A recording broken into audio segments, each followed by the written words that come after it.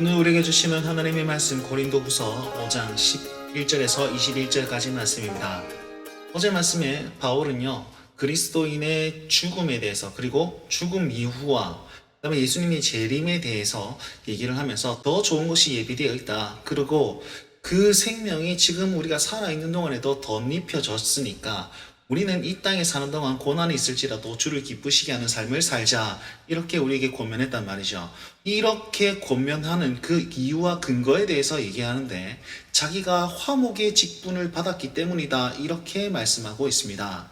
11절 말씀 보시면 우리는 주의 두려우심을 알므로, 여기서 두려우심은 10절 말씀을 근거하고 있습니다. 10절 말씀에 심판대 앞에 우리가 다 설 것이기 때문에 우리가 지금 살아있는 동안에 한마디 한마디가 굉장히 두렵고 떨린다, 이렇게 얘기를 하고 있죠. 주의 두려우심으로 말미암아서 사람들을 권면한다 그랬고, 그 권면은요 그냥 헛되게 하는 게 아니고 올바른 마음을 담아서 여러분들께 권면하고 있습니다. 이렇게 얘기를 합니다. 왜냐하면 12절 말씀에 보시면 자랑할 기회를 너희에게 주었는데 마음으로 하지 아니하고 외모로 자랑하는 자들이 있다, 이렇게 얘기했죠. 그러면 외모로 자랑하는 자들은 마음으로 안 하기 때문에 우리는 지금 올바른 마음으로 여러분께 권면하고 있습니다. 이렇게 말씀하고 있는 겁니다. 그래서 사도 바울의 사도됨은요, 그의 말과 행동과 중심에 대해서 나타나는 것이고, 그 중심은 하나님께서 사도 바울을 화목케 하는 직분을 주셨기 때문에 가능하다. 이렇게 여러분 생각하시면서 말씀을 읽으시면 좋겠습니다. 자, 그러면 외모로 자랑하는 자들은 누구입니까? 바로 거짓 사도들, 그다음에 거짓 설교자들인데, 이들의 특징이 무엇이냐면 그냥 외모로 보이는 어떤 모습들이 자기의 사도됨을 증명한다, 이렇게 얘기하는 겁니다. 다른 말로 하면 당신 방언할 줄 압니까? 나는 방언도 합니다. 당신 예언할 줄 압니까? 나는 예언도 합니다. 이런 신비적인 것들을 포장하여서 자기가 사도됨을 증명하려고 하였단 말이죠. 혹은 자기가 지금 돈이나 권세나 아니면 다른 로마에서 준 그 위임장 가지고 팔아 내가 공식적인 사도다라고 얘기하면서 자기의 겉모습을 드러내는 그 행위를 중시 여겼던 사람들이 바로 외모로 자랑하는 자들이다, 이렇게 얘기합니다. 신비적인 어떤 능력을 가지고 그렇게 얘기하다 보니까 13절에서 사도 바울은 이런 모습들을 미친 것이다, 이렇게 얘기합니다. 만일 미쳤어도 하나님을 위한 것이요. 이 말은 무슨 말이냐면 그런 신비적인 그런 경험들은 개인과 하나님과의 관계에 도움이 되는 것이지 그것이 너희의 존재를 입증하는 것은 아니다, 이런 표현입니다. 그리고 정신이 온전하여도 이건 절제할 줄 알고 자제하는 것도 너희를 위한 것이다 라고 말하고 있습니다. 14절부터는 자기의 경험을 또한 얘기하면서 직분됨의 원리를 설명을 하는데요. 14절 말씀 보시면요, 그리스도의 사랑이 우리를 강권하는도다, 이렇게 얘기하십니다.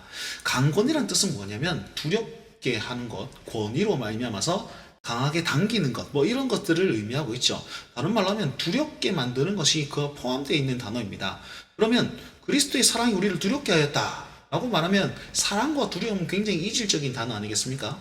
성경에서 말하는 두려움은요, 하나님을 경외함, 하나님의 위대하심, 이런 것들을 나타내는 단어이기도 합니다.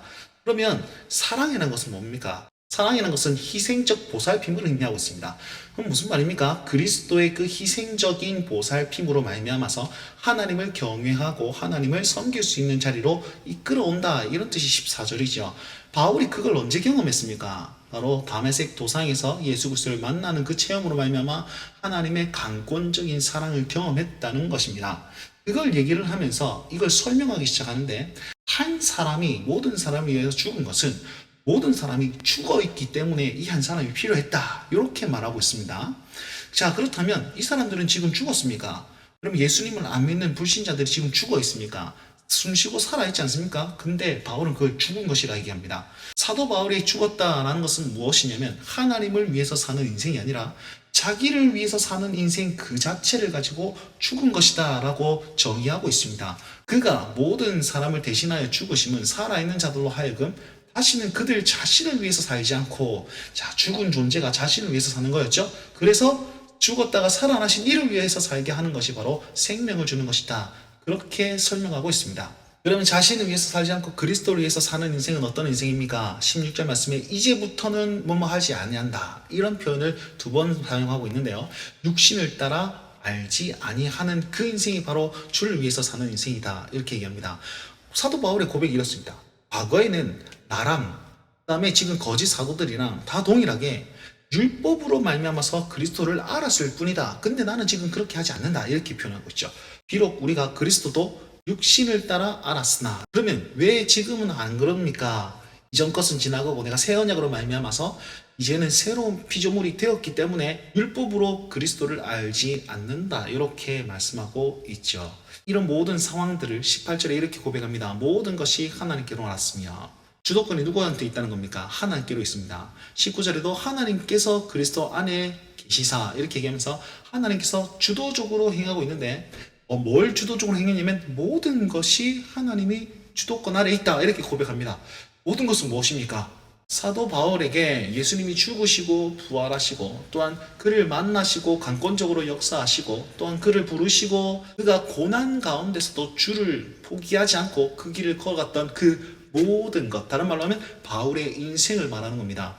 바울의 인생의 모든 것을 하나님께서 주도하시기 때문에 그가 우리를 화목해 하시려고 그렇게 주도하셨습니다. 이런 고백을 하죠. 그리고 그냥 화목해 하실 뿐만 아니라 우리에게 화목하게 하는 직분을 주셨고, 우리 죄를 우리에게 돌리지 않고 죄를 알지도 못하는 그 예수 그리스도를 말미암아서 우리를 의롭게 하였습니다. 우리를 의롭게 하사 화목해 하는 직분을 주셨고, 그리고 화목해 하는 말씀을 우리에게 부탁하셨습니다. 이렇게 고백하고 결론적으로는 20절 말씀에, 그래서 내가 너희를 그리스도를 대신하여서 이렇게 권면한다. 여러분, 하나님과 화목하십시오 라고 권면하는 것이 오늘 본문이란 말입니다. 오늘 본문에요, 계속 반복되는 단어 하나가 있습니다. 그게 뭐냐면 대신하여라는 단어입니다. 대신한다는 말은 대리적으로 감당한다 이런 뜻과 함께 대표하다는 뜻을 포함하고 있습니다. 앞에 나오는 대신하다는 표현은 이런 표현입니다. 그리스도께서 우리를 대신하여 죽으셨고 죄를 해결하셨습니다. 그리스도께서 우리를 대신하여 죽으죠? 그랬더니 지금 20절 21절에는 우리가 그리스도를 대신하여 화목을 전하게 되었다는, 자, 이거 이해가 되십니까? 그리스도는 우리를 대신하여 죽으셨고 우리는 그리스도를 대신하여 화목하고 화목하라고 권면하고 있습니다. 이게 하나님의 은혜이고 하나님의 복이지요. 예수 그리스도의 죽으심과 부활하심을 믿는 하나님의 사람들, 저와 여러분들은 이 사실 또한 믿어야 됩니다. 그가 대신하여 죽으심으로 말미암아 우리가 그를 대표하여 지금 살아가고 있습니다. 자, 이 사실을 꼭 기억하시면서 오늘 나의 삶에 내 안에 화목이 어떤 화목이 있는가, 하나님과의 그 화목함의 관계를 어떻게 유지하고 있는가 돌아보시면서 결단하시고, 또한 화목된 자로 화목의 말씀을 전하여서 사랑과 다른 사람과의 화목의 관계, 그 사람이 하나님과 화목의 관계를 위해서 나는 어떤 노력을 하고 있고 어떠한 기도를 하고 있는지 돌아보시면서 결단하실 수 있는 오늘의 삶이 되기를 축복합니다.